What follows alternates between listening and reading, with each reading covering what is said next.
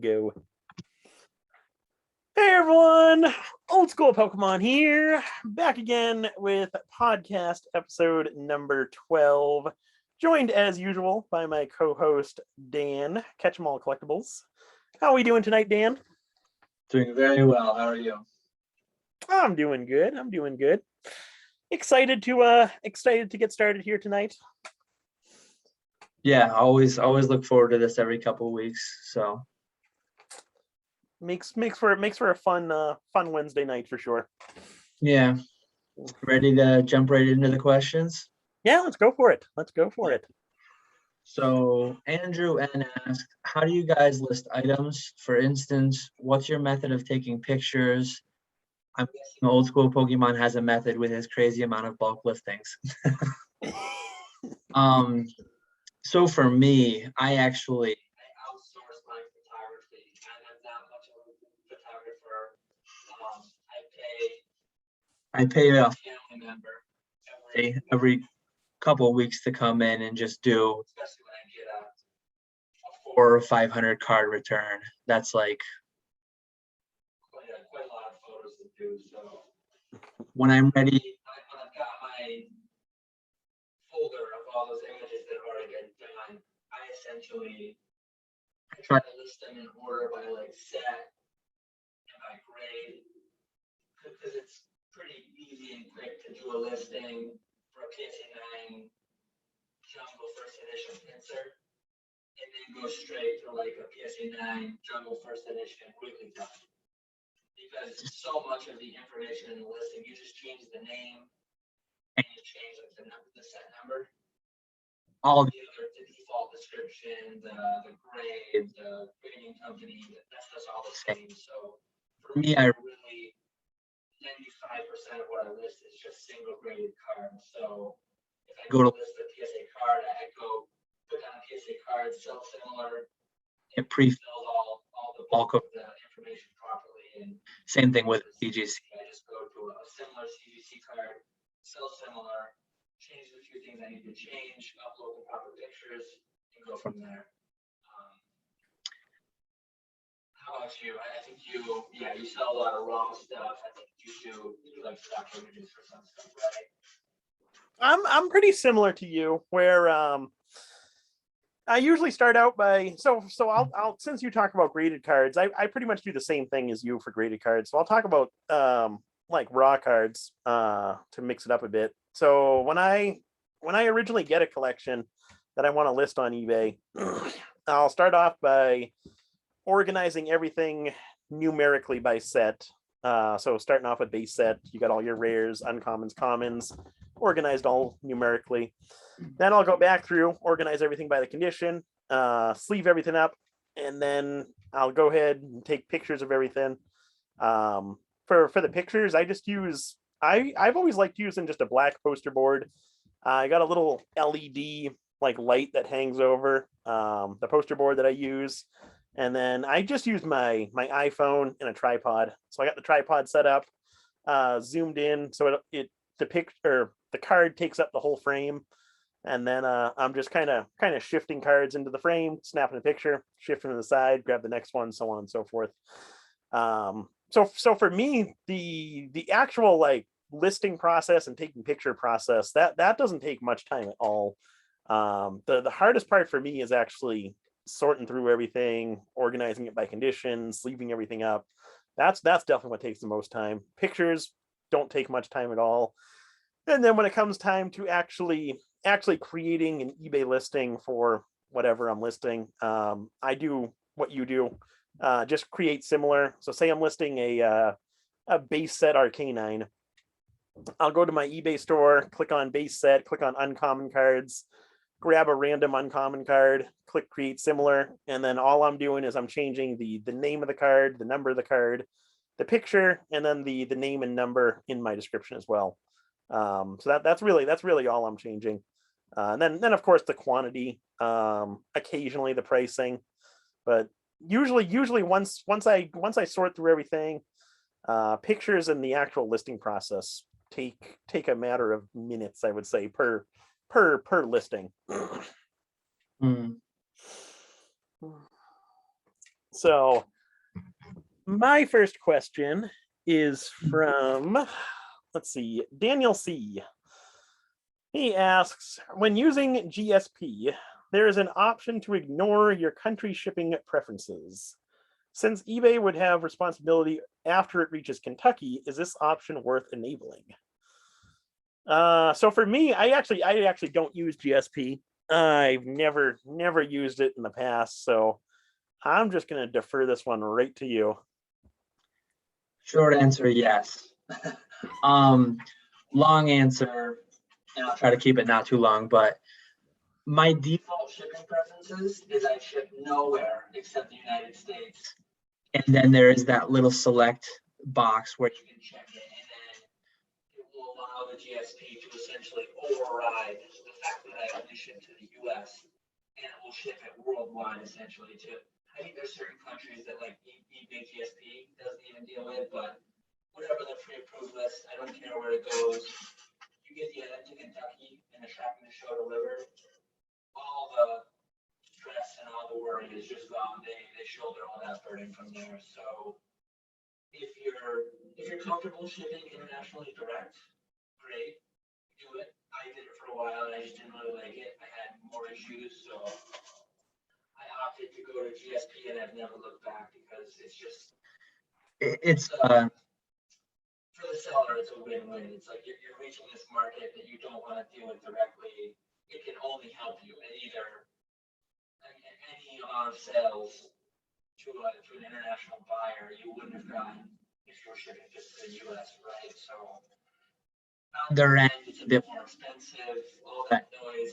Some people will get really butthurt over it, I think.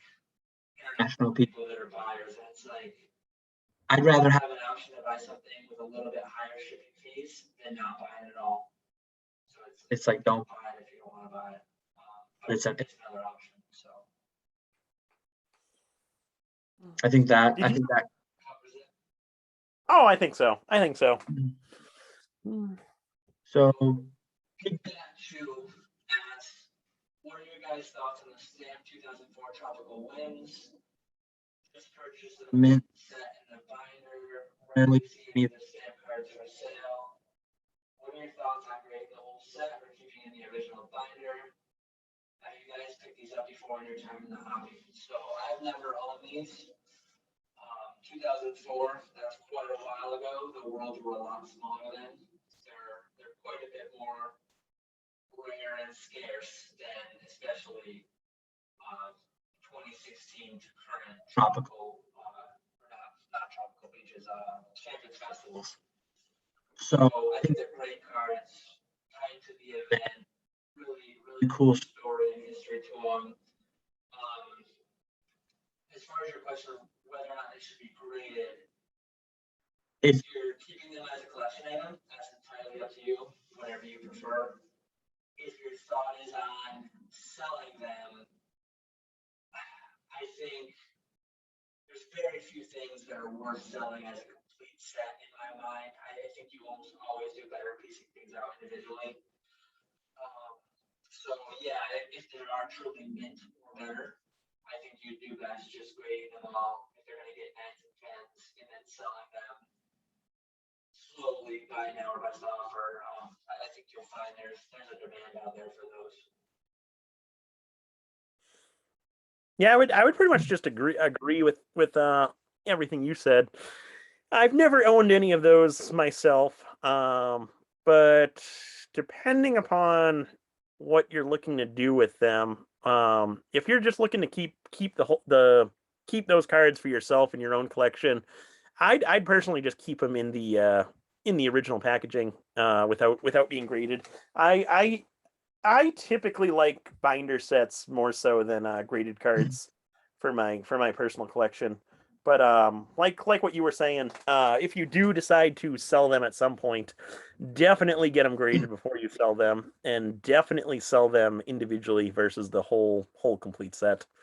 I think that's where you get the most value out of and basically anything that you're selling.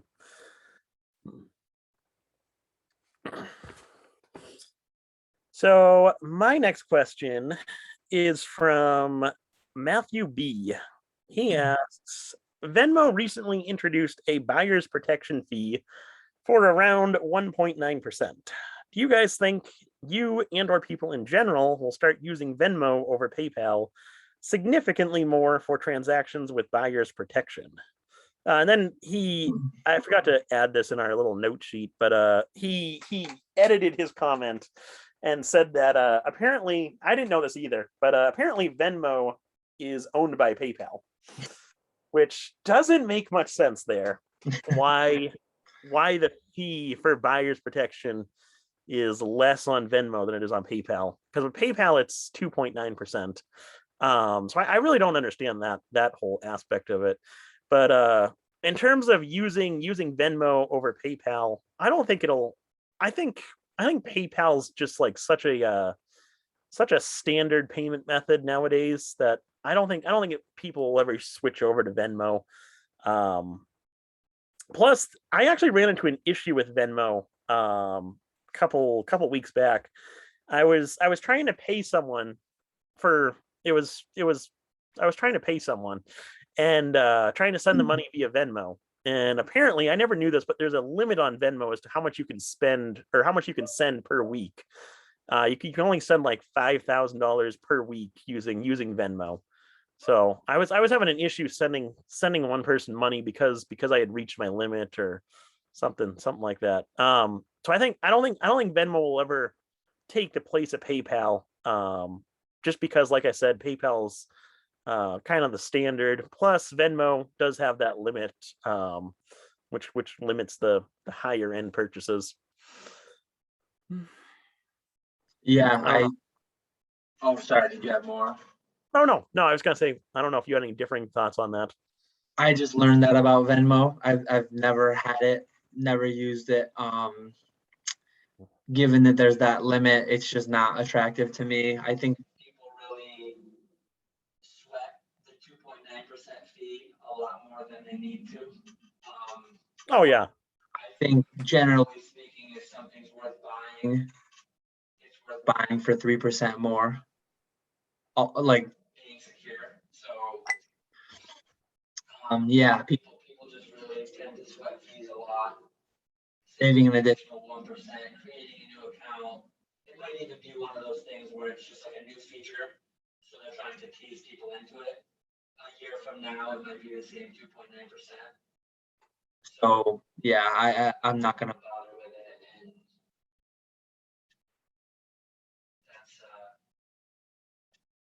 that's my thoughts on it, I guess. yeah. I think it's always going to stay with PayPal. I can't see people switching over, especially when you think about it. It's only 1%. How much do you have to be spending for that to be actually worthwhile? Yeah, I mean, I guess if you're spending $100,000 through it, it's $1,000, but you can also go out and find a good rewards credit card that pays you up to 3% to offset.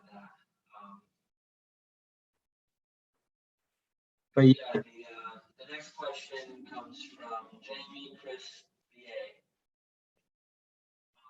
How do you price out collections on what to pay? and Another question, what sells better for you guys, modern or vintage? So I'll quickly start with the second part of that. Modern and vintage both sell great. They're two different things to me, especially this past 18 months has just been crazy. Modern sells at a higher premium than it ever has right out of the gate, and it sells in higher volumes than it has in a long, long time, if ever. I mean, 1999 levels of just demand out there at various points over the past 18 months. How to price out collections on what to pay? I guess just to pump money on YouTube, I've got a video where I showed a spreadsheet of exactly how I bought a PSA graded base first set. But buying graded cards is easy. If you're talking about collections on raw cards, that's much more difficult. Years ago, it would be okay. These are the grading fees. It takes me a few weeks to a few months to get them back. prices were relatively stable back then. So you could just kind of, This is what I want to pay because I'm going to Pay pay this- this to grade it. And this should be worth roughly this when they're graded. Now it's like you can't even grade for under $200 a card. You've got to gamble on what are the service levels appropriate for these cards going to open. what are the the prices prices gonna be? How long is it going to take to get those back? What are the cards going to be worth then? There's so many variables that it's impossible. impossible to like to have as much confidence like buying raw collections with intent to grade. But if you're buying graded with intent to flip or raw with intent to flip raw, that's quite a bit easier. I mean, price what's there, what it sells for, figure out how many hours it's going to take you to do it, figure out what hourly rate you want to make, put in some buffer there, and throw out your offer or your bid. Yeah, I would say so to answer the first question about what sells better, modern or vintage, I would say that I probably sell more modern single cards than I do vintage single cards, but I make more off of the vintage cards than I do the modern cards. And that's because I have a surprisingly lot of all my modern cards outside of the hits are priced at 99 cents a piece. And I have a lot of single card sales for 99 cents a piece, which at that point I'm just losing money shipping out that order.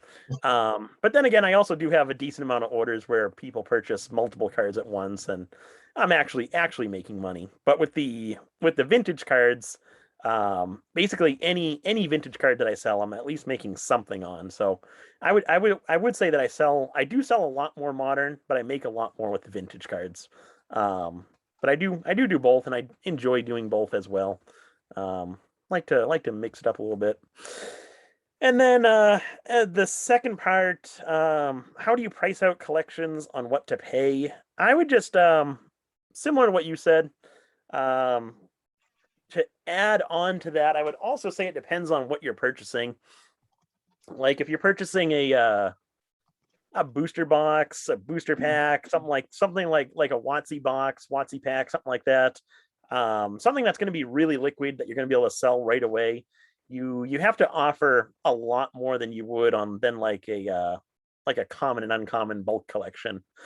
So for me, I don't have many people coming to me with booster boxes, booster packs, or anything super high end, super liquid like that. But on the rare cases that I have bought that type of stuff, I usually offer around 85% of the previous sold listings, which once you take away the eBay fees and the PayPal fees, you're really not making much on that type of stuff.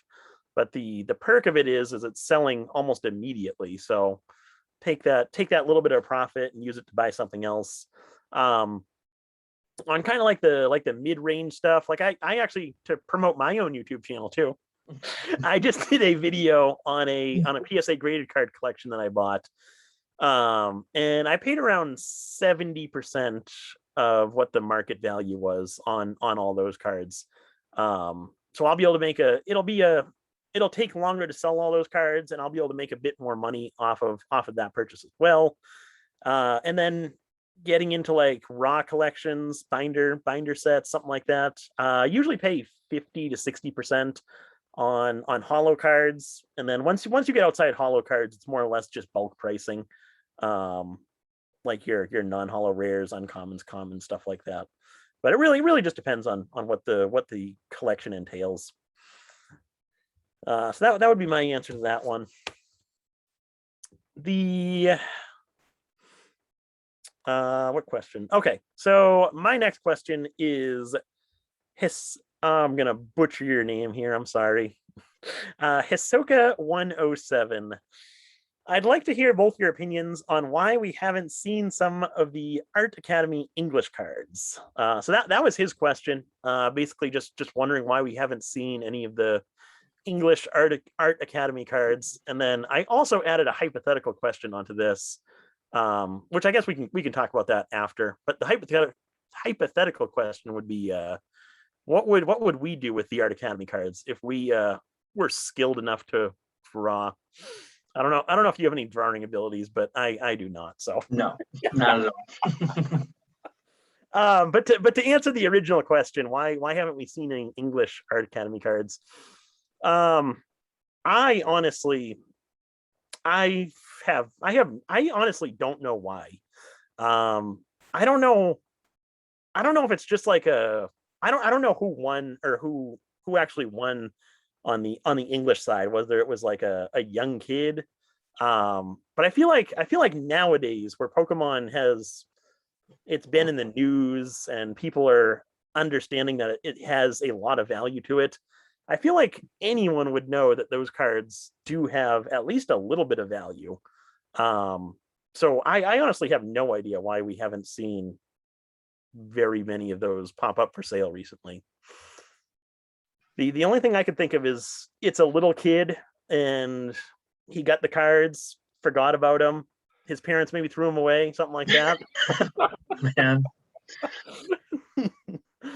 But yeah, I know I honestly have no idea. I don't know if you have any You thoughts want on me to, that one. you want me to answer that part and then we'll do the other part separate? Yeah, we can do that. Yeah, that'll work. Yeah, it's weird, I think, because anytime you think about something like that, you think about it with your own knowledge of the market. And I think we all think that Pokemon is a big part of everyone's life when it's really not. So like there are probably millions of people. I mean, you can tell by the sales numbers of some of these video games. There are millions of people out there that probably buying video games that just don't do anything with the cards. And so it could just be that somebody won these, they saw a contest for this game that they bought, they won it. I mean, it's crazy to think how wrapped up in the market we all are. But like maybe some people just don't know what they're sitting on. If they won 100 cards, oh, that's cool. Threw it away in their safe or in a box, moved away to college, whatever. I mean, that was 2016 or 2015. I think it was 2014. Somewhere in there. So it's been a while. I mean, I guess like if it was college or something, maybe they're working on a doctorate, and maybe they'll get back and they'll decide to sell them. But yeah, it could just be like not knowing, and then on the other end, it could be somebody who just there's a lot of people out there that just never sell anything. They're true collectors, right? I mean, some people just they don't care to sell, whether they need the money or not. I mean, it could also be somebody who's just wealthy and doesn't need the money because at this point, if you've got your sealed brick of 100 cards, we'll get into this a little bit in the next part, the other half of the question that you posed, but you could be looking at anywhere between $200,000 and $1 million, right? I mean, to most people watching this video, to you and I think that is a substantial amount of money, but it's not to everyone. So maybe that plays into it too. But yeah, I didn't think about it from that angle, where maybe they're just they just don't need the money or something like that. That could be very well be the possibility as well. Yeah, I mean, there's two. If you want to like path it out, they either are aware of it or they're not. If they're not aware, they just have it because they don't know that have anything. If they are aware of it, they're either Crazy. Like super patient and they're going for optimal, like maximum value, sell 1 a year, 2 a year, starting a decade later or something, like super diamond hands patience. Or it's just like they don't need the money or don't care to sell, whatever. There's a lot of potential reasons. They're probably all kind of crazy to most people as it grows in the hobby as us, but yeah. So yeah, what would you do if you won several years ago? You get your brick of 100 cards. What would be your what would be your strategy? So I didn't actually think about keeping the brick as a sealed brick with all the 100 cards in it. That would be kind of cool just to have that. But I don't think I think you would do better off opening it. So what I would do is I would go ahead and open it. I would very slowly grade the cards. Maybe send one at a time into PSA, because back then CGC wasn't an option. So I'd send one at a time into PSA, just so that the market didn't, or just so that the pop report didn't show 100 copies being entered right away. And then I would sell maybe one every 6 months or so. And just kind of slowly do that. I'd keep one for myself, but I think I would sell the rest of them. Is that how much of your answer are you kind of cheating and knowing the hindsight? Like, do you think you would have actually been that patient with it? Do you think you would have? I don't know, because back then, obviously, it was a lot different. They And I were was in a selling- different.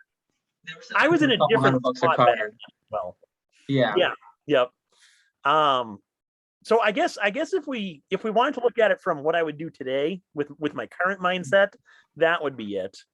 If we wanted to look at it from where I was back then, I was actually, no, I wasn't even selling, so I wouldn't have done it. But no, but if I was selling, I was still in college back then, and I was a broke college student. So back then it would have just been a fire sale. That's the thing, and some people did do that. I mean, there were the price point back then. I remember not buying them because they were expensive, at like 100 to 300 a piece. Yep. So if I'm being honest with myself, I don't know. I don't want to jump in. Were you done with your answer, or? Yeah. Well, what would you do with them? Yeah. So like, if I'm being honest with myself, if I won them back then, that was a more substantial amount of money. I mean, I know what I know now. I know what they're worth, so it's like it's hard to fully put myself back in those shoes. I like to think that I would have been kind of patient, but realistically, I would have been looking at, oh man, if I do this right, this is anywhere between 10 grand and 30 grand. I probably would have been like, I want to sell a quarter of them, get 5 grand, maybe over the first year, and then like reevaluate, see how they go. That's what I kind of think. And then maybe sell 25 in the first year, 25 over the next 2 years, and then I probably would have had more than half of them gone before they got to the prices that they are today. But being realistic. Oh yeah, definitely. Maybe I would have been more patient. Maybe I would have been better. But like you, like long term, I would have never sold all of them. I probably would have always kept at least like 5 or 10, probably forever. Like Yeah. forever, not forever, but like for a really long time. I mean, I would die owning one of them at least. I would probably own 10 of them for 50 years, assuming I lived that long. But then kind of like the cheating answer, knowing what I know now, I think that there are a couple artists out there that are selling like 4 a year. There's one of them specifically that I think I'm actually slotted into like a 2023 purchase for one of them. Hopefully they don't lose my contact information, but I think that something like like that is just a pretty good strategy. It's like a known schedule. There's a built-in price increase. Right now, the market is just insatiable for it. So I think they're scheduled a few years out, even with price increases year over year. If and when people stop paying that, I mean, I think in a lot of people's minds, like the next 50 years is just going to be riding everything to the moon. cards like this, especially, that may not be the case. I mean, this could be, I don't think it's the case at all, but this could be the peak of them, right? Like people could be choosing not to sell them for anywhere between 3,000 and 10,000 a piece right now, and 5 years from now, the market might really soften on them, and they might wish they had. Who knows? Like I said, I don't really think that's the case, but I do own 10 or so of them, counting a couple duplicates, so I am a bit biased. Like on their, I think they're a really cool release and a really decent. I guess I don't want to say a decent buy in today's prices because the prices are fairly widely varying, but they were an amazing buy the past few years. Yeah, looking back, they were an absolute steal. That's easy to say. But no, I don't know how I feel about those cards. There's a few that are really cool that I like, but there's also some that are just like the Mew for one, the Tadpole Mew. Yeah. I was never a big fan of that one, but they're. I don't think I would ever buy one in today's prices. I'll put it that way. My most recent one I bought a lot of them at record prices at the time. I mean, well, I guess record prices direct from the artist, but I did also buy a couple from the open market. I bought multiple from artists though. I mean, that's the ground floor, right? That's the best way to get in on them. Yep. But yeah, many times I paid market or like new market pricing, and I think if I were to have to liquidate them today, I think I'm doing really well. They've done well. It's a really cool though. Like, except for extra copies, everyone kind of knows how many are out there. They're just all grouped with one individual. It's a very unique release, and some people dumped 80 or 90 of them in the first year. Some people still haven't sold a single one. It's super interesting. Yeah, it is. It is for sure. I wonder if like the what are those things called? You just showed one in your video. The Poke Creator packs. Those were 5,000. Those were kind of like, what was that? I think we made 5,000 of them, right? Yeah. And I think it was the 5 winners each got, I think they got 100 of them, and then they did like a second place where you got 25 of them or something like that. I forget the numbers, but those seem to be a lot more common now since they were, I guess it was just a whole different time, but where Pokemon pretty much died, so nobody really cared about those at one point, but you can pretty regularly find those now. I thought the way that those worked was that like 5,000 people got one pack. I honestly don't even know. I think the winners got more than that. Oh, so like thousands of people did, but then some more were concentrated at the top. Yeah, like the the 5 cards. Those people got I want to say they got 100. Maybe it was less. Maybe it was like 25 or something. That would make sense. Yeah. So 5,000 of the entrants got a pack, and then the 5 people who won, it would make sense that they'd get something fairly substantially more. Yeah. Yeah, maybe one of these days I'll take an art class and win one of those. Yeah. So our next question, Tommy H asks, could you make what is gradable and what's not video? If we look at that from the reseller's viewpoint. So it was sometimes the questions aren't really specified, so we have to answer it in a couple ways. If you're looking from a collector's viewpoint, it's easy reading what you want to trade. From a reseller's viewpoint, a year ago everything was at under $10. I mean, 6 months ago, when you could still trade for under $10 a card, you should have sent every card you had in your house. These days it's tougher. It's a bit of a gamble on how that backlog coming back is going to affect prices. I think that I have a lot of stuff in each backlog that are in a little bit of trouble. if not for the fact that I'm paying less than $10 to get them in plastic. So it's like commons and uncommons from the Watsy era, non-hollows from the Watsy era, I think are not going to be worth grading for a long time again, just because so many got into the backlog, so many are going to be coming back, and the price points I'm grading are just going to be too high in the next 2 to 5 years. Maybe longer term, they become gradable again. But yeah, so I guess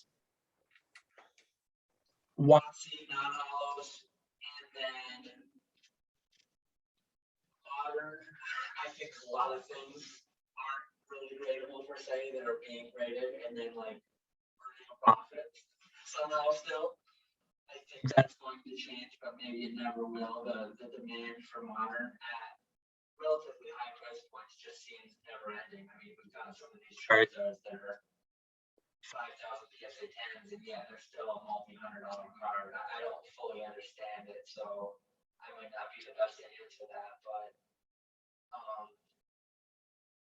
yeah, it's tough. I mean, what is gradable is a lot easier. Like first edition Watsy hollows and mid condition or better, they're always going to be gradable. I personally don't like 7s and 8s as much. Base set first edition is a different animal. That's I mean, a lot of people say any hollow, any condition. I don't really, but 6, 7, 8, 9, 10, Shining Charizards, Gold Stars, especially Gold Star Charizard and Rayquaza. So I mean, anything above $1,000, any card that's above $1,000 in any condition, you can pretty much grade in any condition. It's kind of a value thing, but short term right now, just like anything that raw is under $10. Yeah. $10, $20. That's what the grading fee is. So it's hard to say that those are gradable. Yeah, I don't know what your thoughts are. I kind of rambled on a bunch, and I don't know how well I answered it, but No, I think you did a decent job. I would agree with you for the most part. The one thing where I disagreed with you, or I guess the two things, so you really didn't do a good job answering. No, the first thing was the first edition Watsy hollows. I don't like 8s either, but I feel like those are worth grading. So 8s, 9s, and 10s. Anything below an 8, I think you're just better off selling raw. When you come to unlimited hollows, though, that's when I would agree with you. 9s and 10s. Then anything below a 9, sell raw. The like the high end cards that you mentioned, completely agree with that. The other thing with the bulk cards, though, that's something I've been thinking about recently because I have a whole bunch of those, and so like you said back a year ago, you could pretty much send any one of those cards in and do well with it, since the cost of grading was so low. But nowadays, where the cost of grading is $20 or right around there, I've been wondering what I want to do with like I have a lot of mint shadowless cards, and then just common and uncommons from the whole Watsy era. So I've been wondering, do I still want to hold those to eventually grade, or do I want to start listing some as like complete common and uncommon sets and just add a premium for them being mint condition? And I think what my thinking is right now is anything that I'm gonna go back through and look through all those cards, because it's been a long time since I've looked through them. So I'm gonna go back through and look through them. Anything that I think has a solid shot at either a 9 or a 10, I think I'm still gonna grade those cards. Because I think the pricing on those types of cards, I think our new like floor pricing almost. You know how back in the day, when grading was like $10, your PSA 9 bulk cards would sell for around $10. So that would be a break even, and then you'd make your money off the PSA 10s. I think that's going to be similar to what's going to happen going forward, except our new floor is going to be $20-$25 versus $10. So I think it's still worth it to grade commons and uncommons. You just got to be careful about condition, and kind of know what you're looking for. Yeah. So that's the only things I would add. Aside from that, you did. Think you covered pretty much everything there. So my next question is from Jason B. He kind of had a few questions in one, so I'll read the whole thing, and then I guess we'll answer them in parts. So he asks, at what point does it make sense to pay for the basic store service? For context, I usually run out of free listings towards the last few days of each month. I would like to have about a few hundred more active listings on average. Also, I am interested in the option of doing the store-wide discounts rather than lowering or raising prices on individual items. Do you have any luck with the coupon feature where you can send individual coupons to buyers for future use on other items? So I guess we'll kind of break that into three questions: the eBay store, the store-wide sale, and the coupons. For the eBay store, there's one aspect where I really enjoy having an eBay store because it's kind of like your own personal space on eBay. So you gotta figure out how much you actually value that, being able to have kind of your own space within a much larger marketplace. So that's part of the cost right there. If you value that, I would say the basic eBay store is kind of it's a pretty simple decision where it's such a low price.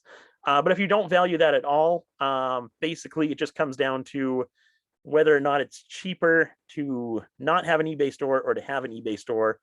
And to do that, all you have to do is you get 250 free listings per month, I believe. And then so just as an eBay seller, you get 250 free listings per month. Anything over that, you're paying, I believe it's 30 cents, without having a store or anything like that. So if you have, say you have 500 listings, 250 of which are free, so you're paying for those extra 250 listings times 30 cents a piece. If that's more than what the basic eBay store costs you, then you kind of want to go that route and have the basic eBay store just so you can get more free listings. Hopefully I explained that without making it sound way too confusing. I know I'm not great for answering this question because I've had like I think it's called premium. I've had the premium eBay store for years now. I don't even know what I'm paying, 50 or 70 a month or something. But I think I lock in for the year and get a reduced rate. I've had it so long, I don't know how many free listings I get. I know that I don't use them all. I didn't even know that the base was 250 for not even having a store. But I do know that years ago, what I was going to suggest is there used to be a calculator that eBay had. Because I think as a store, don't we get slightly reduced final value fees, or is that not a thing anymore? I don't think we do. It used to be a thing, I think. Well, we do get the cap. It's like a $250 cap. That's right. So yeah, the cap is a big thing if you're selling. I mean, if you're only selling 10 items a month, but a couple of them are like 10 grand, instead of paying like 10% roughly, instead of paying $1,000, you pay. It used to be capped at 350, and I think it's like 650 now. Whatever the case, but yeah, check if eBay might have a calculator that just lets you plug in. This is how many listings I do. This is the average value. And years ago, they had something like that, and at the time, it made sense for me to get the premium, and I went with it. And you know that if you go up above the basic, they give you like quarterly coupons for. I get $50 every quarter. Make sure you go and you get your free eBay branded tape or tissue paper or boxes, padded envelopes, whatever you want for free. Because that is, I mean, $50 every quarter is like that $16 a month value, kind of discounting your store cost. Yeah, that is nice getting the coupon, for sure. But yeah, then the other thing is I would definitely think about what you want to do in the long term. And if you do decide to open an eBay store, go for the yearly commitment versus the monthly commitment, because you can upgrade without having to pay a fee. Um, it's only if you get rid of your eBay store if you downgrade where you have to pay a fee. Yeah. But you do save a lot by doing the yearly commitment. Yeah. And then his other question was, what was it? Oh, store-wide discounts. I actually just finished up a sale that I was doing. I started it on August 1st and I ran it until Monday. Whenever that was, this past Monday, earlier this week. And my eBay sales went absolutely crazy during that time period. I did a 20% off on everything that was priced below $250. And then I did a 10% off on everything that was priced above $250. And I sold a ton of stuff during that whole time period. So I think the store-wide sales do really help. I usually run one like once every 6 months or so. Usually try and do one in the summer and then one towards like right before Christmas as well. So I would recommend that. One other thing with like the offering the discounts is I would also recommend sending best offers to buyers. That's another really popular one that actually generates a lot of sales. Depending upon how many items you actually have listed. I'll do that every couple weeks where I'll send out offers for like 10% off, 10-15% off. And that usually generates a lot of sales. Although, quick story, I do have so there's one person in particular who I talk with a bunch on Instagram, and he also like watches a lot of my eBay items. So when I send these offers out to people, I don't know how they select which buyers receive those offers. I think it's mainly just if you're watching that item, you receive an offer. Mm. So he always gets pissed at me when I send those offers because he gets a whole bunch of them.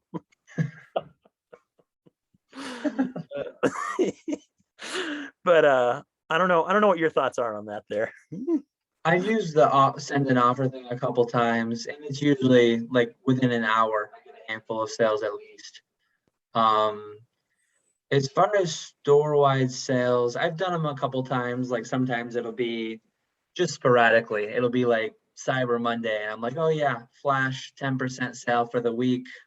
Let's move some stuff that hasn't sold in a while. As far as the coupon feature, I've seen that and I've thought about it. I've yet to do it.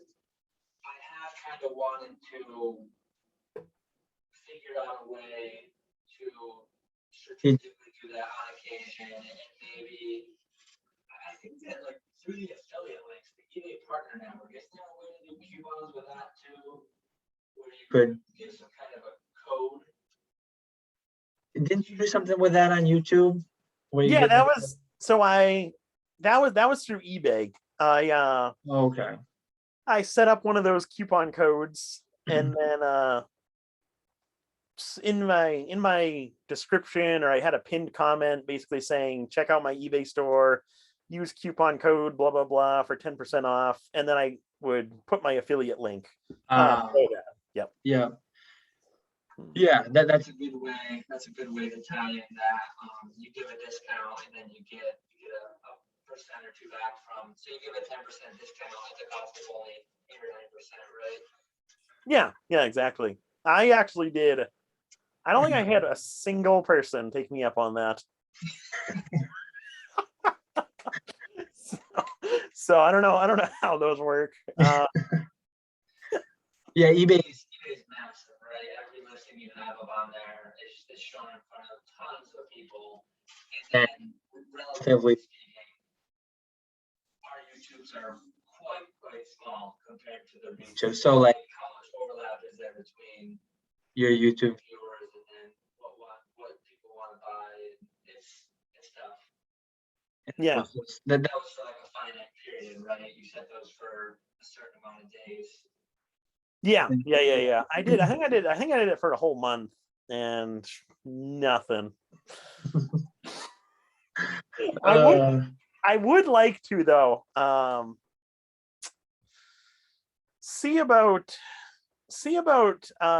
when I order my next batch of business cards, adding a coupon code onto the back of those. I've thought about that too. Yep. And then I also I never realized this, but Vistaprint, who we both used to print our business cards, they actually have an option where you can create a QR code and put it on your business card. Oh, really? Yeah. So I'm definitely gonna do that for next time too. Have like a QR code to my eBay store, and then do like a 10% off code using OSP10 going off of Rusty. Yeah, that'd be cool. But yeah, that's all I got for that one. I think we Okay. on that one. Unless you got anything else. No, that was everything. My next question, Noiser, PXE, maybe. Hey guys, thanks for the podcast. With recent price rises in field modern products, And arguably due to the correlation to the expected values of slabs at their artificial premiums due to the PSA PSA shutdown, when do you expect modern sealed product to uncouple itself from the correlation to expected values and rise in value when PSA 10s will inevitably start declining in value over the next year or two? So kind of a lengthy question. I hope everyone kept up with that, and I hope I'm understanding it correctly. But essentially what's being asked, we're in a really weird state. So for like, especially with Evolving Skies coming out, let's look at that. $200 a card. A lot of cards you can't even send.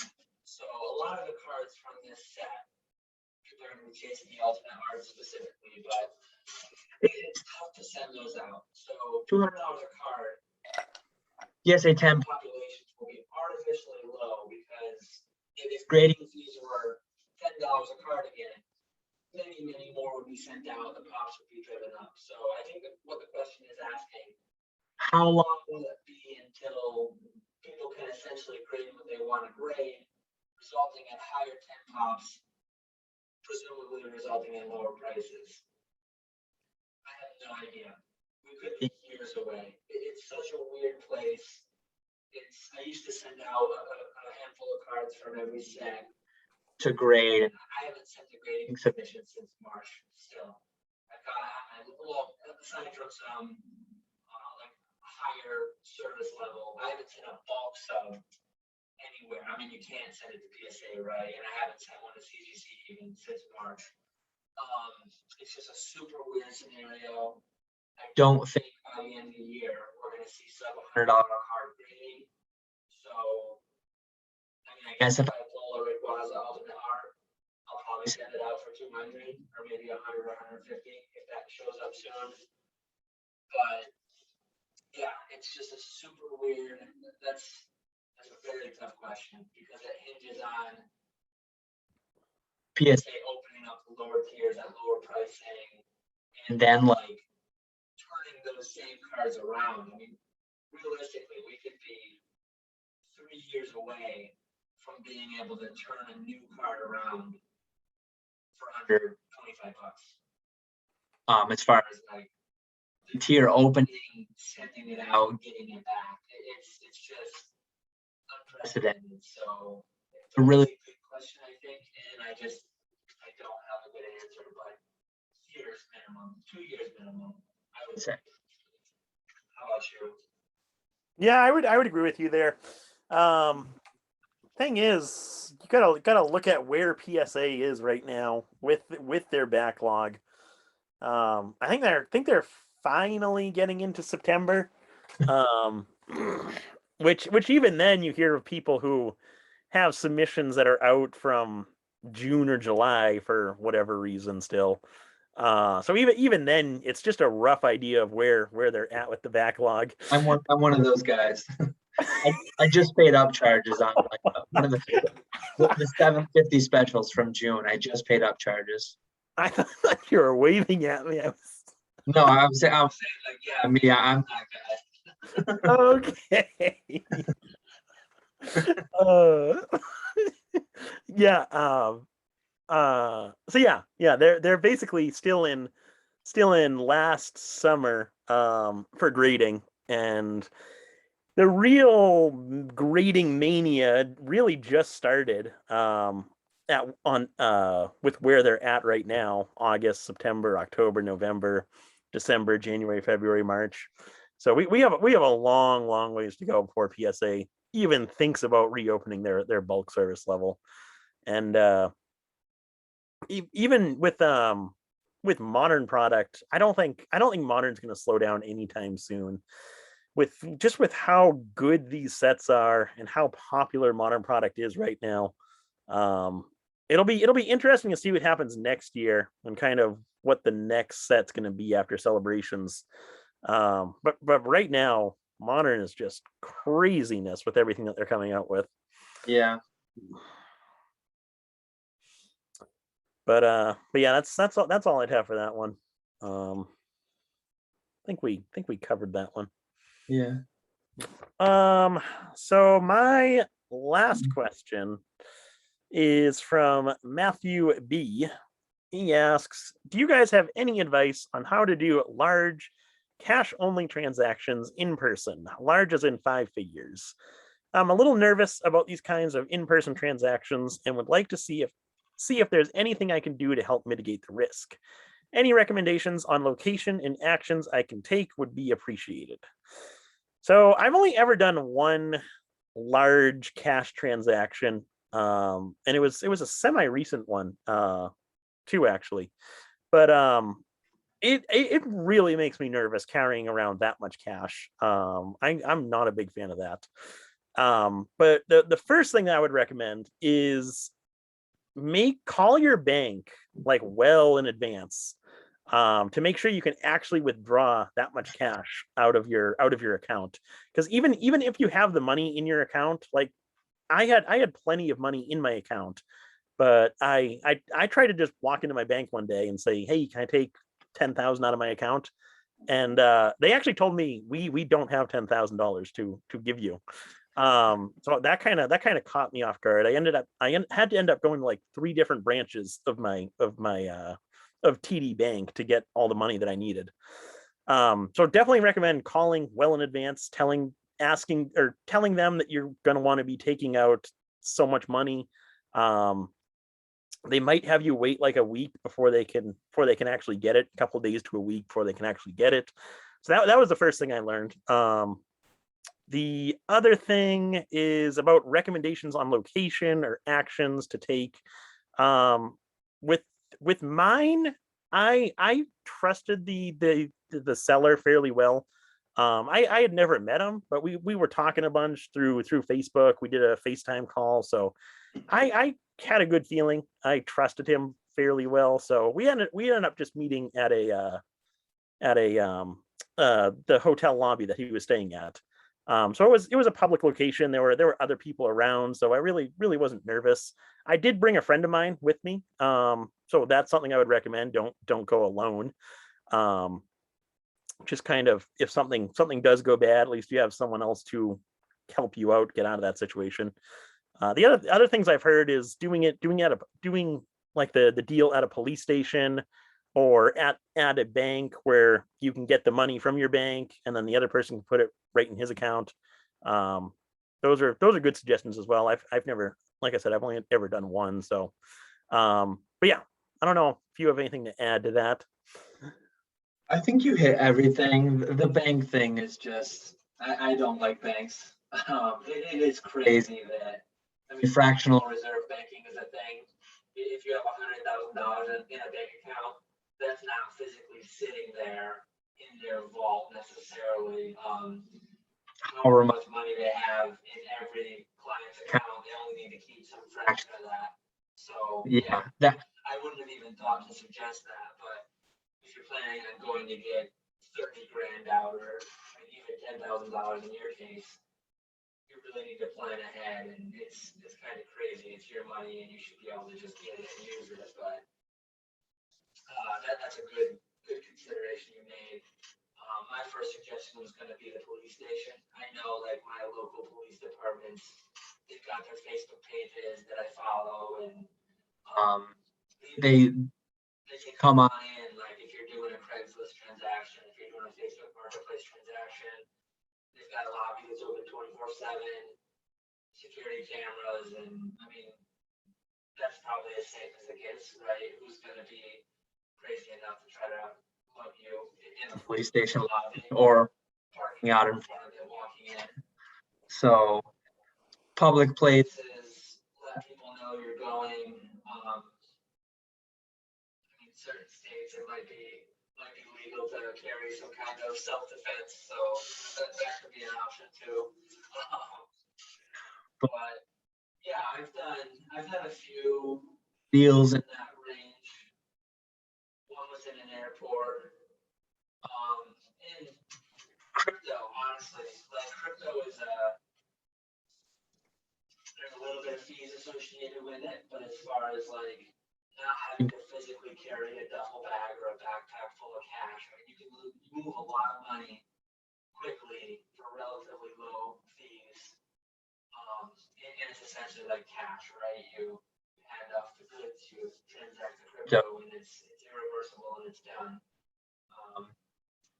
What kind of cash deal do you? Duffel bag. I mean, the numbers these days Are so big. Like, Man, I think back, I bought a collection years ago. The guy actually came to my house. He drove in from Canada, and it was about about $40,000 years ago.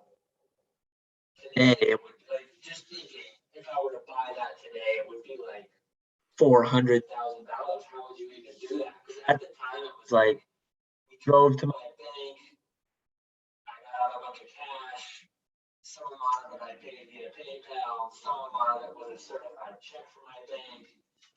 That was because a consideration there was like he didn't want to cross the Canadian border with 5 figures. We were in the high four, and then some amount of it was a check, and that was it's weird because like you're buying and selling things that are fully legal to like transact and do, but you're like you're scrutinized and treated like a criminal almost when you handle large amounts of cash. It's just a unfortunate situation we're in. There's no perfect way to do it, and I guess one of the best answers is to just not do a large cash only in-person transaction if you can avoid it. Bank wires, in bank lobbies, I mean, do things like that too are an option sometimes, but for kind of known reasons. I mean, sometimes it's got to be cash, right? Sometimes people will stipulate that. cash is king for sure. Yeah. Yeah, and then I mean, part of being in the bank too, I've never really had the concern. I think I have the ability to reasonably like identify real money versus fake. But like, say you're the one on the receiving end. I mean, I've heard people like, I want to be at my bank so I can immediately deposit it, or so that I can see it come from a bank teller and know that it's real. Or if they're the seller getting the money, they want to be able to deposit it and know that it's real money, right? I mean, if you're doing a large cash in-person transaction, counterfeit money should be some amount of a concern, right?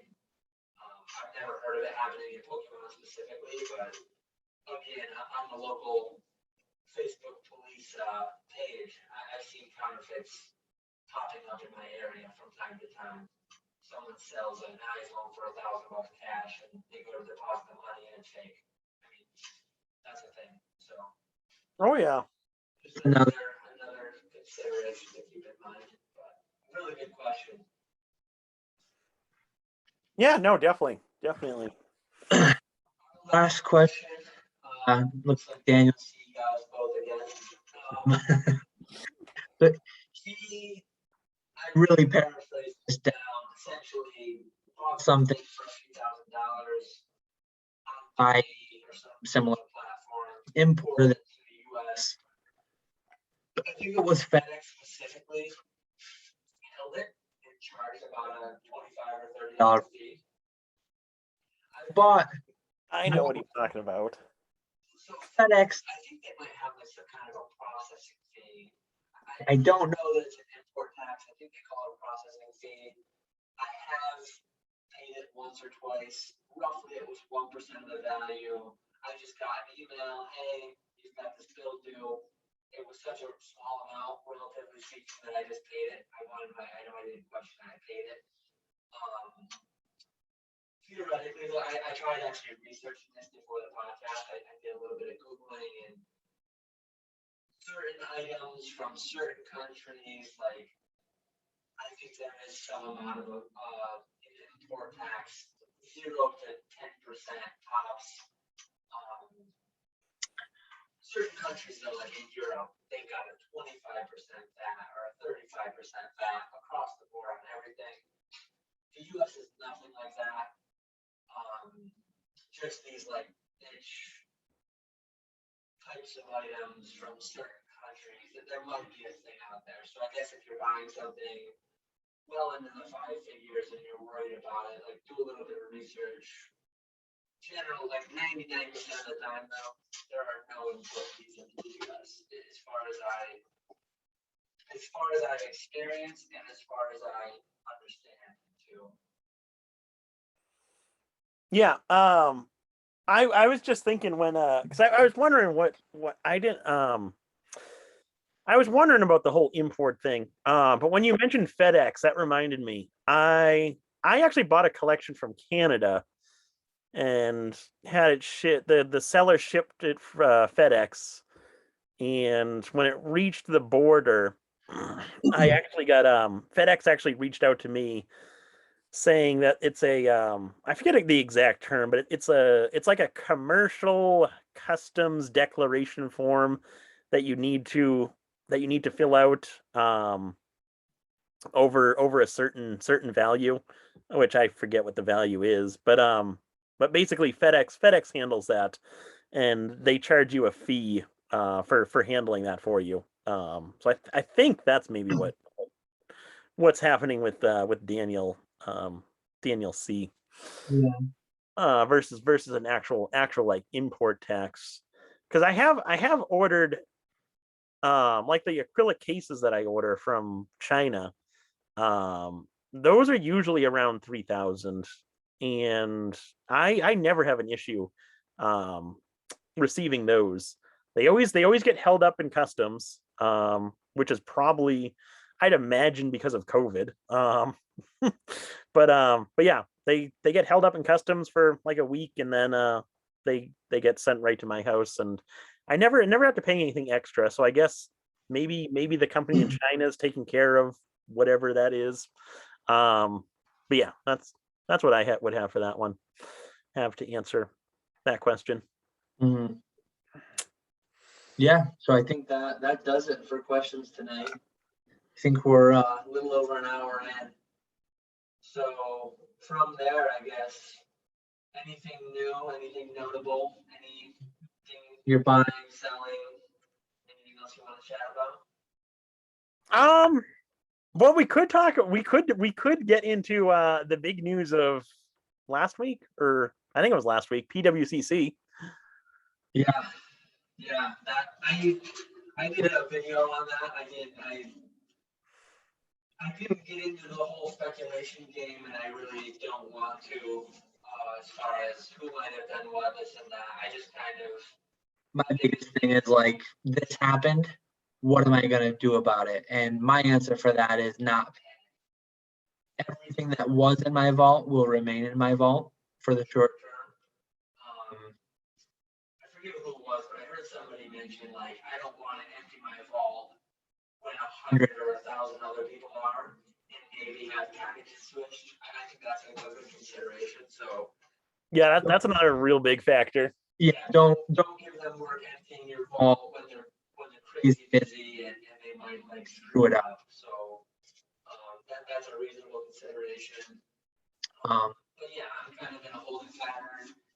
It really sucks for people who were like needing money and they had a lot in the auction block for August, needing that payout in mid-September. But yeah, thankfully I wasn't in that position. I had 50 or so items slated for August and then another 50 or so slated for September. I'm just gonna go on hold the first month of their auction, whether that's October, I think they're targeting. I probably won't throw the full 50 or 100 that were due to be sold before then. I'll probably just throw out a couple dozen that I'm like not too worried on. I'll be kind of the guinea pig for their first sale, but I also do intend to be a buyer in that first sale because I think there could be some deals here and there. Because it's not going to get the same buyer pool as eBay. eBay has a big buyer pool and visibility. So yeah, what are your thoughts on it? I don't think you can do a specialized video like everyone else for it, right? No, I just let everyone else do their own specialized video. I think there's a lot that's going on and a lot of conspiracies that you can get into with the whole timing of this this blocking of PWCC. But outside of that, I don't think we're ever going to actually hear the true story of what happened. Because I feel like this might have been going on for a while. In terms of people who were consigning with PWCC shilling their own auctions or having a friend shill their own auctions. So I think the timing is very strange. But I think it's somewhere in between what eBay is saying and what PWCC is saying. eBay was very vague with their statement. Really don't understand why they made it a public statement like they did. That was the first weird thing that happened. And then PWCC statement, I find that very hard to believe. Where they were saying that it was the first time they've heard about this and all that. So I don't really take that. I think the truth is somewhere in between those two statements. But like I said, I don't think we'll ever hear the full story of what happened there. But the biggest thing for me is what's going to happen to PWCC next. I know there's a lot of people who believe eBay and are on eBay's side. There's a lot of people that are on PWCC's side, and they're just saying that eBay is trying to get rid of them because they want to create their own platform and blah blah blah. So it'll be interesting to see where PWCC goes with this. I think, like what you were saying with their first auction, I think it's going to take a long time for them to kind of build back up their reputation. I know I didn't watch the first high end premiere whatever auction they did on their own website, but I heard that one had a lot of glitches and did not go over so well. So I think the extended timer, they like tied all the Yeah. items together, and then like when one bid was placed on any item, it extended all the items together, and it just sounded like a miserable process. I think they really shortened down the extended clock for like late bids. Yeah, so they're definitely gonna have to fix that. And then I don't know if they'll ever in the short term, I don't know if they'll ever be able to be as big as they were on eBay.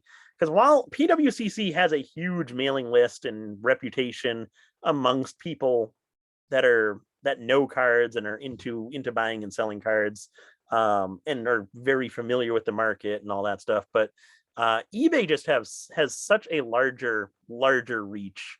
I think PWCC is going to lose a lot of business branching away from eBay. Yeah, but it'll be interesting to see what happens in the future. The first auction they do will be really interesting to watch to see what happens. Yeah, the only other concern that I would have is I don't know if I necessarily believe that people who work at PWCC were shilling their own auctions, because when you think about it, they're only getting a percentage of that sale. So even if they do shill the auction, the amount they're getting from that sale is so little. Is it even worthwhile? But if for whatever reason that was true, um, PWCC creating their own platform and branching away from eBay, how is PWCC going to be able to kind of ensure that they don't bid on their own auctions, I guess, or kind of give that transparency that, hey, we're not actually bidding on our own auctions. I think that's something that they're going to have to do now. Whether it be like a I don't know, I have no idea how they could do it, but like a third party type of platform or something like that. But yeah, it'll be interesting to see what happens there. Yeah, yeah, definitely. I have a lot of cards at the vault, and I'm gonna keep an eye on how things go. I mean, I'm not ruling out of the question. Like, I could get them all back from the vault. Golden's got a vault now. I think having a vault is gonna be the new thing, and they're gonna be springing up. So I mean, potentially I might move them somewhere else, but for now, like, I'm not too concerned with the whole notice that went out. I think that, yeah, a lot of things are being overblown, and I think a lot of the people reacting so strongly and lighting them up on their social media is like, how I don't even buy or sell stuff through them. Some people just like to be outraged and join in on the the mob. Oh yeah, oh yeah. I'll be I'll be curious to know who's going to fill the gap now with eBay. Kind of like consignment services within Pokemon on eBay.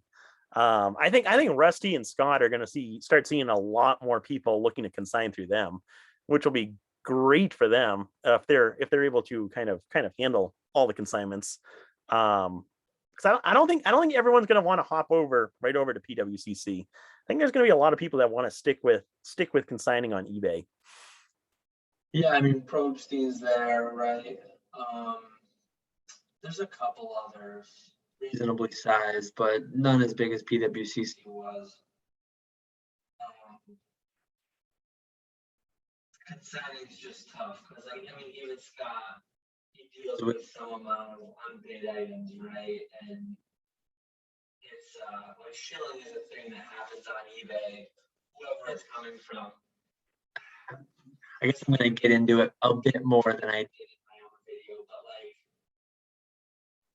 PWCC, when people do not pay a single item that they win, permanent ban. Like, you are banned from PWCC. So on eBay, it's so easy to just create a new account. Like, Yeah. Heritage, Hakes, Golden. If you buy an item, one, they've got your name, they've got your address, they've got like your business identification paperwork, if your sales tax is exempt and all that. So if you buy a bunch of items and don't pay, you're gonna have like strongly worded letters coming from attorneys to your address, and like it's gonna be a serious thing. And on eBay, it's just like unpaid item strike, slap on the wrist. It's nothing. Worst case scenario, you get a few of those, you might get banned, and then you just create another account with your dog's name. And it's like, if they really truly cared about shill bidding, they could do a lot more things. They could implement a lot more things and make it a bit harder to create an account. So yeah, not really buying their concern over shill bidding being too valid, because it's been years since I've consistently done auctions. Years ago, I did do that a bit more. It was just such a poor experience when 5 to 10% of your items wouldn't get paid, and then the same username the next week would do it again with an X after their name or a 2 after their name, and it's like, come on, guys. Yeah. Oh, yeah, I can't stand eBay auctions anymore Yeah. because you always have the ones that go unpaid. I like buying auctions and I like selling buying house. Oh yeah, yeah. No, buy it now all the way, and then immediate payments too. Yeah. Hmm. But did you have anything exciting happening this week? Um, I'll probably do a separate video on my own channel for it, but I had never bought or sold on TCG Player up until 2 days ago. I created an account. My long-term intention for that is I'm a big proponent of Trello Evo. I've talked about it several times in this podcast and on my channel. TCG Player has a similar thing called TCG Player Direct. To get to where you can utilize it, unlike Trello Evo, you can't just out of the gate become a seller, send stuff to them, have them sell it. You need to like build up like 50 sales maybe. So I created an account the other day. I got my first 3 sales under my belt. Shipping plain white envelope, which is scary because it's like I'm a zero feedback seller. Are people just gonna scam me and whatever? It's like I think I had one. My biggest order was like $18. It was a handful of those signed Marnie cards. Oh yeah.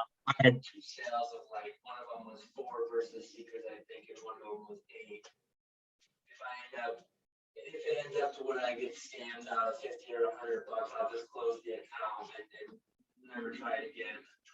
But hopefully I can build up some sales and just get to where I can do TCG Player Direct because I think that the whole outsourcing order fulfillment is just a really attractive thing to me. And I think there's an opportunity for certain things, more like playable cards sell better on TCG Player. It seems like more volume, more premium. Whereas Troll and Toad, I think like the collectible type cards do better. So yeah, that's just kind of a thing that's going on that I felt like bringing up. Do you have any experience with TCG Player, buyer, seller? I've actually never bought or sold on there. I've looked into it in the past. But my biggest thing was I didn't want to have to start out with that account limit. Yeah.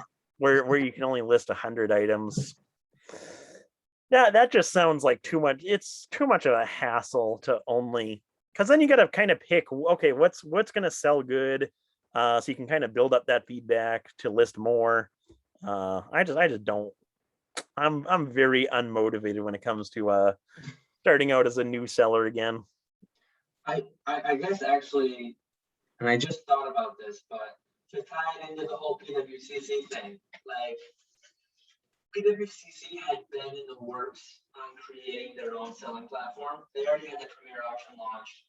They had their own auction platform in the works, but part of my consideration is too, like, I don't show that and I never plan to, but like theoretically, if something were to happen to my eBay account to where I could no longer sell through it, having a relationship with Evo to where I could sell through Troll and Toad makes it so like losing eBay wouldn't lose me everything. And then just adding on TCG Player is a bit more of like diversification, right? Like a lot of people talk about diversification as far as like buying diverse holdings, spreading your risk in what you like invest in or collect or whatever.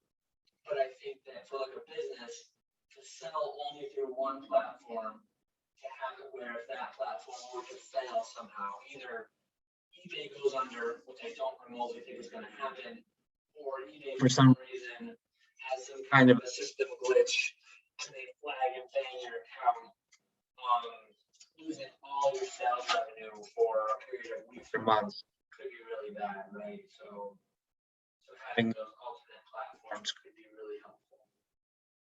Now, one thing going along with that, you mentioned, I think it was in your last video, you were talking about that, and you mentioned about having your own website. Have you ever thought about that? I've thought about it. I don't know. I really don't know. I think I kind of went on this earlier with the Venmo PayPal conversation. I think a Mhm. lot of people really are too fee averse. Like, I think what eBay charges and what Trolling Code and TCG Player charge for what they offer is way beyond reasonable. Oh, I think so. Like, if I create my own website, I can link to it with my 400 subscribers on YouTube, and I can link to it with my 1,300 followers on Instagram. But when I throw something on eBay, I can link it to tens of millions of people. Exactly. Yep. It's like I would gladly pay 12-15% to like have all that done for me. And like if I create this website, there's some amount of work to do it, some amount of cost to keep it up. Then you've got cross listing between eBay and the website and pulling things down and sell on the other. And I think there are like applications and like features that can do all that automatically, but like I do pretty well where I sell now. And I don't know. I guess down the line, maybe the most likely way that I can see it, like James ZNG, I think he sells like his light or his unweighed packs. I think one time he did do some heavy packs and he graded the light packs, but for an item like that where it could be a bit dicier selling it on eBay, like say down the line I became okay, I'm gonna sell some heavy packs. I'll open them on YouTube. I think having like a, but then again, that could just be done through PayPal too. It wouldn't necessarily have to be done through a website. Yeah, that's true. How about you? When is Pokemon.com launching?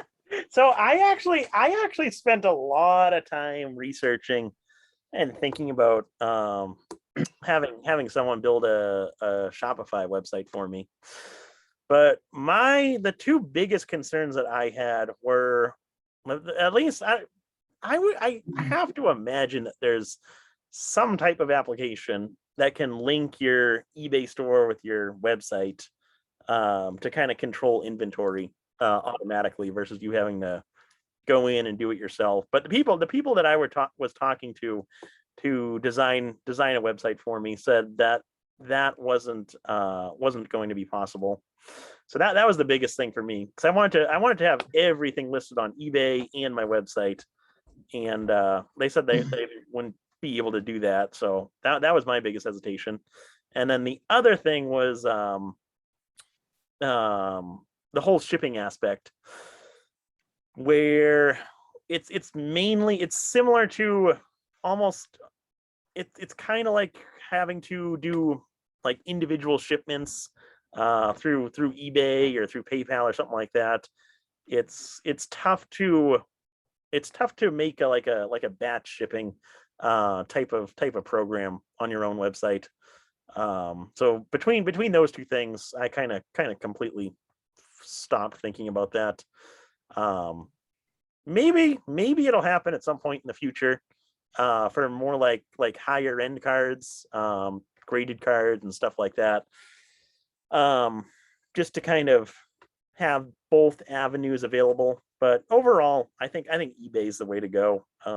You get the massive amounts of exposure, and where neither of us have much of a following at all. I don't think our website would be getting too many views every day. Maybe we'll have to merge forces and just create a combined website so we can team up our two fan bases. We'll have a whopping 2,500 fans. Yeah, I'm slacking in that department. You're really, I'm just trying to ride your coattails there and get it on your website.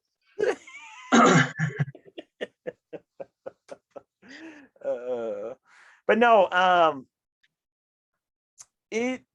I wish TCG Player were easier to ship stuff.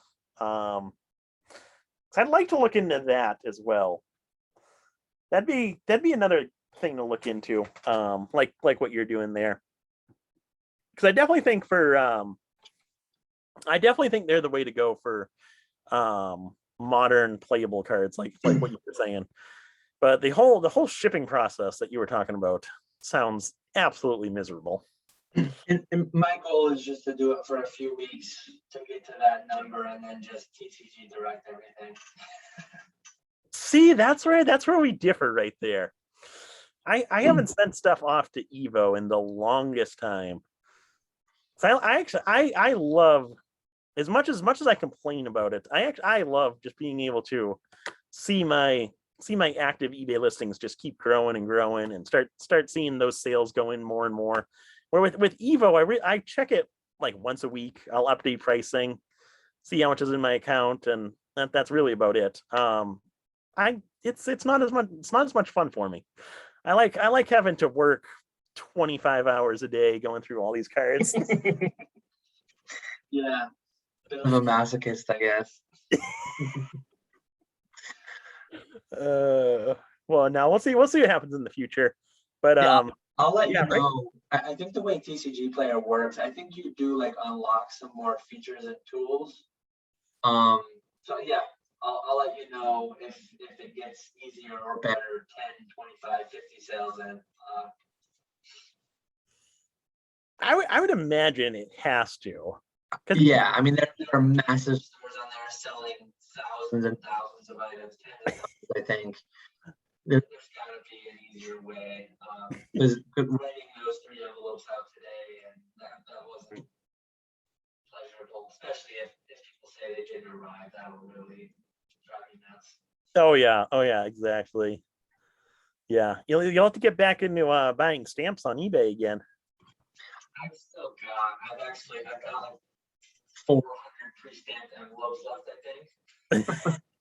I've been using them for over the years, over the months or a couple of years, I guess.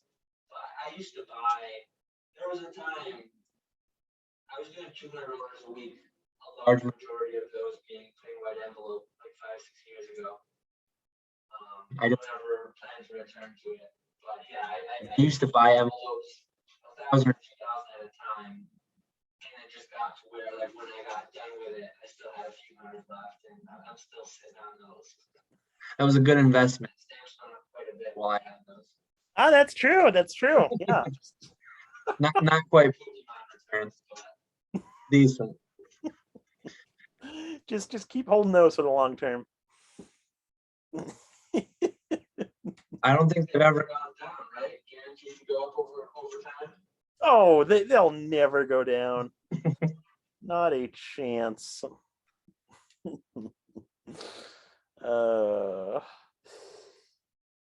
Well, oh, we could talk about MetaZoo since we're getting towards the end here.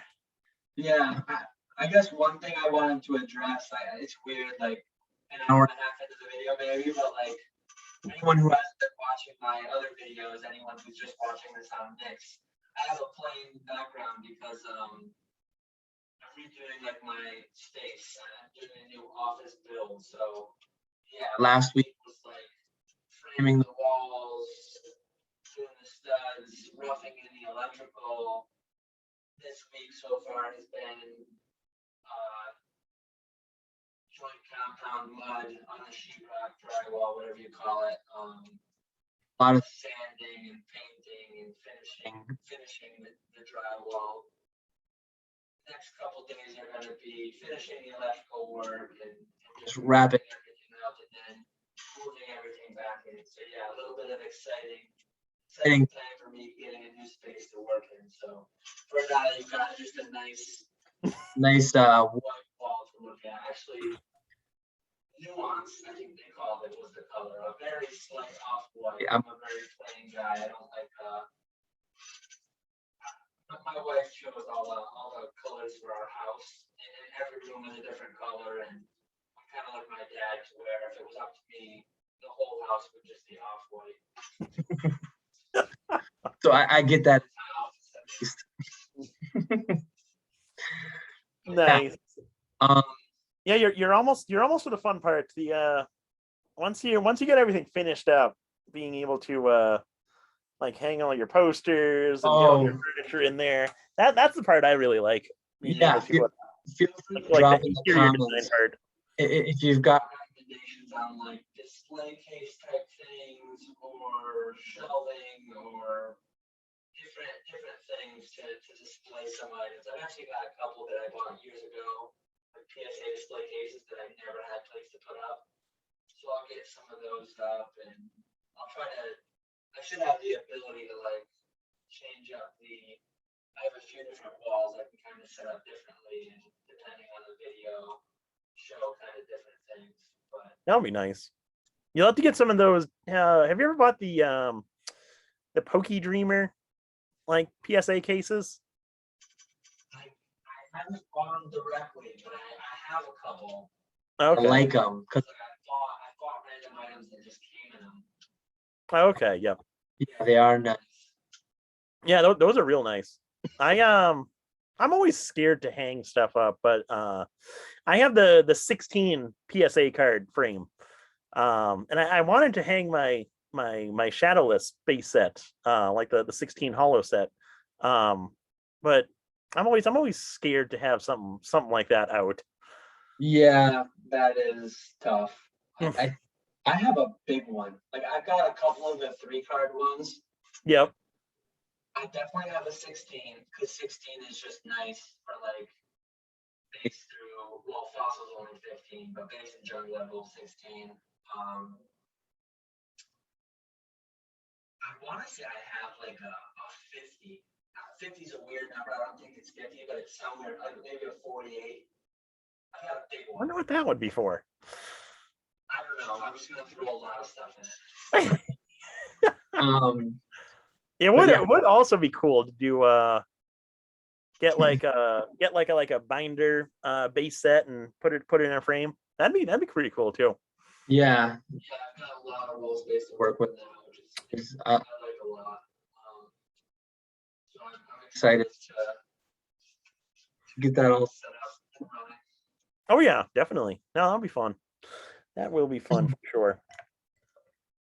And yeah, sorry to jump in there. I know you were anxious to talk about medicine, so Oh yes, yes. We're a long ways. hopefully we just got our core people that really love us and won't hit the dislike button on us. We're talking about medicine. The hardcore fans, yes. Actually, You threw it right in your thumbnail. How'd that work out? Did you get hit with a lot of? No, that's actually like my number 2 trending video. oh man, we gotta channels now. This is a MetaZoo podcast. Yeah, for those of you who don't know, when you have a YouTube channel, YouTube ranks your past 10 videos based off of the how many views and how many likes, and I don't really know how they rank them, but I think it's mainly off of the views within a certain time period. Yeah. But they rank them usually my videos, my modern videos especially, perform terribly. They're always like 7 or 8 out of 10. My decent videos, the videos that I think I did good with, usually show up around 4 or 5. Very rarely do I have a video that gets like the 1 or 2 slots. And recently I've been killing it. My purchase video, which included MetaZoo, is number 2 right now. And then my trade with Rusty, the pin video, is number 1. Nice. So maybe there is something going on with MetaZoo that we should start promoting it. But you did the opposite approach, Mr. Sneaky. Yeah, I didn't have it in the thumbnail or the title or the description. I just snuck it in There in the last couple minutes once all the majority of people were gone, and I forgot to check the dislike on that video. I don't know if I got more than normal or anything, but yeah, I'll have to check that. But yeah, I intend to. I still have not opened anything myself. I bought some loose card collections. You bought some card collections? I think think I showed that in the video, right? I bought like a near complete non-hollow Kickstarter lot. Oh, yeah, I don't remember if you showed it, but I remember you talking about it. Yeah. And then I bought, I bought 4 separate Kickstarter boxes, and I sold one. I've bought like 10 first edition boxes, I think. But I haven't opened any yet. I want to open it for the first time on video, and I want to really give.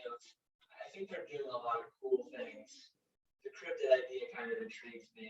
I'm really excited to open it, and maybe when I open it, I'm really not gonna like it, and maybe I'll just move out of it quicker than I think. But I don't intend to become a Metazoom channel, and I'm not getting free product from anybody. I'm not shilling it. I'm genuinely kind of excited for it to see what they do with it. I think known print quantities, different wrap for each set for the booster boxes. The next booster box is supposed to be like walnut art or something, which is kind of silly, but it's kind of cool, I think. I don't know. Oh, that's definitely kind of cool. Oh yeah. yeah, just a lot of interesting things. So Yeah, you I picked up you know, you picked up Yourself, you got a box right behind you there. yes, kind of a nice little booster box in the background. It'll be interesting to watch your video on Saturday to see what your opinion of the cards was or is. I've only ever opened up one pack. Back at Collecticon, they were handing out packs. So I've only ever opened up that one pack, and I really didn't care for the cards. Then again, I really didn't know anything about the cards, so I was just kind of looking through them, and I forget who was there who was giving the packs out to us. It wasn't Michael, but it was someone who was involved with MetaZoo. But he was the one who pointed out, oh, you got this such and such a hollow. I couldn't even tell you what I got, but yeah. So the cards themselves really don't excite me very much. There's some cool looking artworks, but for overall, maybe it's just because I don't know them that much, where I know Pokemon a lot more. yeah. But the cards themselves, I don't get too excited over. I do like the artwork on the boxes and the theme decks themselves. I think that's pretty cool. I think they did a good job with that. And then I do like the whole concept of what they're trying to do with the whole like what you were saying. The different releases, instead of doing just first edition and unlimited, they're going to be doing, I don't know what they're going to be doing, but it's going to be more releases with different kind of stamps to separate the variants, which I think that's a really good idea for collectors. Those kind of completionists are going to need to purchase more product, which could be good for MetaZoo in the long run. And then I think all the partnerships as well that they're forming, I think that could be really good, with Steve Aoki getting involved. And then I don't know much. I don't know if you know much about it, but I heard they were doing some collaboration with Topps as well, which that could be really interesting. I'm curious to see what's going to come out of that. Yeah, I know nothing about it except for the fact that I also heard something about it. So like I'm aware that something exists, but I have no idea what. But yeah, no, anything with Topps is usually good, unless of course it was Pokemon. But you couldn't give those cards away back in the day. But yeah, no, I just I don't think I'm gonna open any of my MetaZoo product. It's all gonna stay sealed. Obviously, I'm a big theme deck collector for Pokemon, so I had to go with the theme decks, even though those usually never perform very well compared to booster boxes. But I'm gonna plan on collecting at least one of each theme deck from each release, and then buy at least a couple booster boxes from each release as well, to just see where it goes. And if it does go anywhere, I should have everything except the Kickstarter box, kind of everything from the beginning, which would be nice. Wish I did the same with Pokemon, but can't say I did that. So It'll Yeah. be interesting to see where it goes. Yeah. Are you planning to buy anything besides the boxes? I didn't pick up any of the theme decks or anything. None of the release event medals or whatever. None of like promo stuff. It's intriguing though. I've been full time for a month now, and I've since even before going full time, I've always kind of intended to look into other TCGs and get involved in them to some extent. I guess MetaZoo is going to be my first real step towards doing that. I mean, I bought a handful of Fortnite booster boxes years ago, and I bought a few Final Fantasy boxes years ago, but I think this one I'm going to try to like stay a bit more up to date on it, and I think it'll be 5% of my business or less. But again, diversification. I think it's an important thing, and again, the cryptid thing to me, it hits me for some reason. Again, I know a handful of people that are really into the whole Bigfoot lore and Sasquatch and all that, and I mean when they do international, the Loch Ness monster and whatever else. I think there's a fair bit of different like TV shows about those type of things, and I think some of them have pretty decent followings. So people into that kind of sci-fi, mythical type creature, whatever you want to call it, urban legends. So yeah, it's interesting. Yeah, no, it'll definitely be interesting to see what happens. It'll be interesting to see how the gameplay works too. Like I know Charlie or the legacy event, the one that Charlie's helping to put on. They're The gonna Legends be, Expo. that's what it's called. Yeah. Yeah. They're gonna be doing a MetaZoo tournament there. So that'll be kind of interesting to see about watching that. I'm still on the fence about going to that event, but it might happen. But it would be interesting to see how the actual gameplay works too, because that I have no idea how that works. It does seem kind of weird from what I've heard. Like I don't know if any of it's true, but I've heard like if it's raining outside, some cards do better. I've heard if there's some card that if for however many balloons are in the room, it does more damage. So stuff like that just sounds weird to me. But yeah, it'll be interesting to see how the game actually does. Yeah, I think there was a tournament a few weeks ago or a couple of months ago, maybe that Gary kind of talked about to some extent. I never really heard anything from that, how it went, if it was well received or poorly received, but yeah, it'll be interesting. I don't play Pokemon and I love collecting it, so. But that said, a lot of people do play it, and how needed is that? I mean, if it really flops play-wise and people hate it, that could be its downfall. Who knows? I mean, yeah, I think with a TCG you need the playability aspect. You need a lot of people too. Yeah, you can't just be something that you collect. I guess then they could just pivot to a CCG, right? Just stick with tops. Exactly. Stick with tops and do all the parallel foils and technochromes going. But now it'll be interesting to see what happens there. Yeah. Maybe we'll eventually quit Pokemon and go to MetaZoo. Sell off our Pokemon collection and go all in on MetaZoo. You're really gonna get us those dislikes and unsubs now.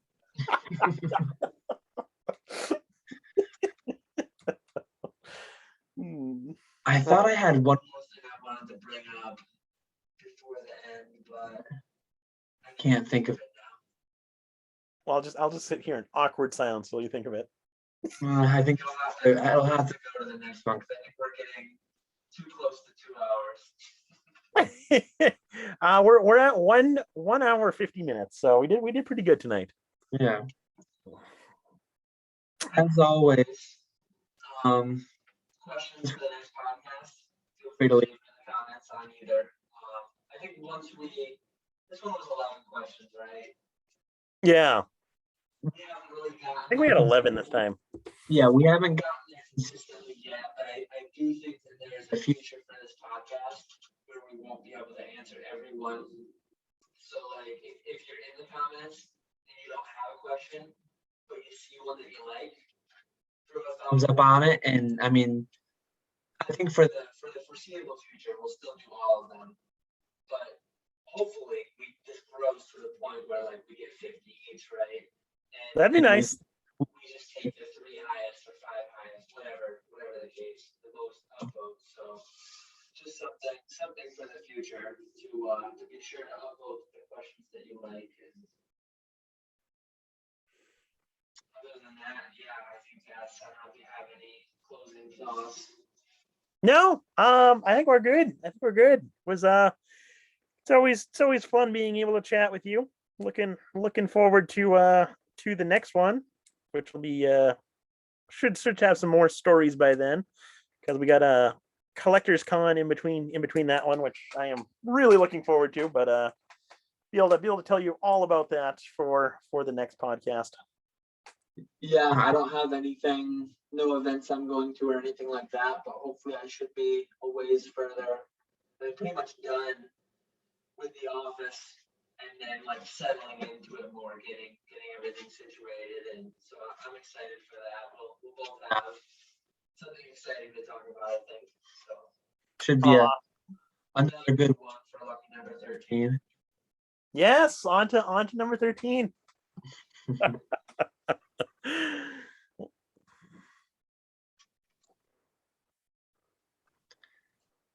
Yeah, so we will see you guys in 2 weeks then.